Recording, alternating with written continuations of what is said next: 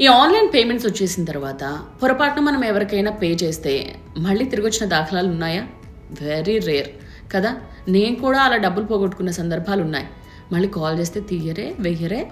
మీకు కూడా ఇలాంటిది జరిగిందా? ఇప్పుడు ఎందుకు ఈ విషయం చెప్తున్నానంటే, ఒక CEO ఆటో డ్రైవర్కి పొరపాటున ఎక్కువ అమౌంట్ పంపించేశారు. సో ఆ తర్వాత ఏం జరిగింది అన్నది ఇక్కడ స్టోరీ. ముంబైలో ఒక కంపెనీ CEO, సో కార్లో ప్రయాణించడం, ఆయన రోజు ఆటోలో వెళుతూ ఉంటాడు. రైడ్ అయ్యాక ఆన్లైన్లో పేమెంట్ చేసేసి వెళ్ళిపోతాడు.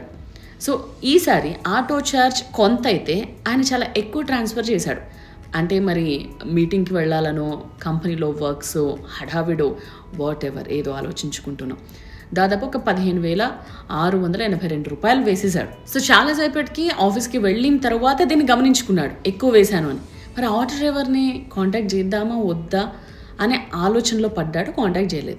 బట్ ఆ ఆటో డ్రైవర్ ఏం చేశాడో తెలుసా? ఆ నోటిఫికేషన్ చూడగానే ఆయనకు అర్థమైంది.